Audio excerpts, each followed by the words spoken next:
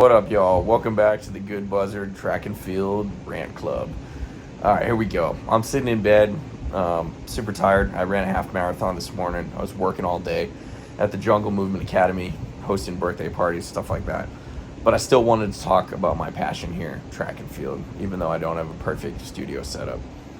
So, for one, thank you for anyone who's followed me recently. Some of these talks have done pretty well. It seems like people are getting interested in my track and field commentary, and I want to talk a little bit about kind of why I'm doing this. So I'm a 36-year-old former 800-meter runner in high school and college.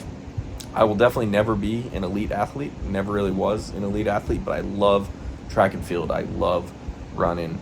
I'm currently trying to qualify for the Boston Marathon. Running is very, very much a passion of mine that is very, very important. But that's enough talk about me. Why do I want to talk about, or why do I want to put a spotlight on running on YouTube? Goes way beyond just my love for running. To say that I'm disappointed with the level of respect that I feel that professional track and field athletes, even world record holders, Olympic gold medalists, and just the best of the best in track and field, and how they are treated, how they are shown respect compared to other sports, it blows me away. I mean, it's honestly sickening.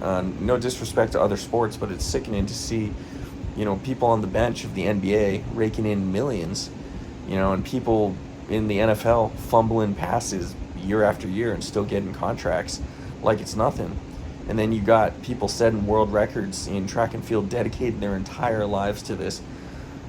In my opinion, definitely one of the most difficult, physically and mentally demanding sports that exists. I think some of the only sports, in my opinion, I guess I'm biased because I'm like an endurance guy, but I think swimming would be at the same caliber, for sure. But like track and field, it's a very grueling sport. You want to try to set a world record in the 1500 meter, like Hicham I mean, I have no idea what his financial situation is. I honestly have no idea. But who knows? Maybe he's not even set up for life, or maybe he is. I don't know. Maybe he does well. But I do know that there are track and field athletes out there that are elite track and field athletes that retire, and they're not sitting on a ton of money. And it's honestly sickening. I mean, I love this sport so much, and I guess with this track and field commentary, I'm calling this the Good Buzzard Track and Field Club, basically, where I go on rants about track and field and I try to share things, but there is a reason for it. I want to shed a good light on world-class athletes for sure, but also athletes that have done really meaningful things for the sport, not just breaking world records, but just incredible races. I want to talk about amazing races. I want to talk about comeback performances and athletes that tripped and fell multiple Olympics in a row and then never gave up and then came back and won the Olympic gold medal. And I want to talk about rivals like Jakob versus Josh Kerr, and up and coming athletes. All sorts of different things are going to be discussed and dissected on this channel, and it's going to be exciting. And ultimately, I hope to get even a handful of more viewers to get passionate about track and field and watch track and field. I mean, it's amazing to me that people don't know names like Josh Kerr, Jakob Hicham.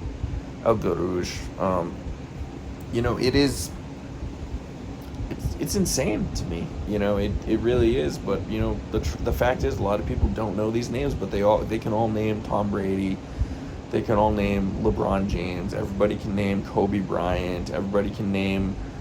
The list goes on. Babe Ruth, Cristiano Ronaldo, and no disrespect to any of those athletes. I'm actually a fan of a lot of those athletes, but it's just so infuriating to me that people don't even know these people. I mean, of course, you have the unicorns of the sport, like Usain Bolt, and I love the guy too, don't get me wrong, but you have the unicorns of the sport, like Usain Bolt, that pulled in tens of millions of dollars, and people around the world knew his name for sure. They still know his name. That's a unicorn, though. Your average person doesn't know Jakob Ingebrigtsen, and what he has done for several years now as a young athlete has just been nothing short of astonishing. And a lot of people don't even know who he is. I mean, I walk around here, I live in Austin, Texas, and I start stringing up conversations. Your average person does not know who he is. I hope that more people will catch on to Grand Slam track. I'm excited about that this summer. With the World Championships coming up here, I just hope that track and field picks up. And I got to get some sleep, honestly, because I'm actually waking up to do a run. I might not ever be an elite athlete, but I am very dedicated to this sport. I'm dedicated to the idea of, talking about track and field, but I'm also dedicated to running.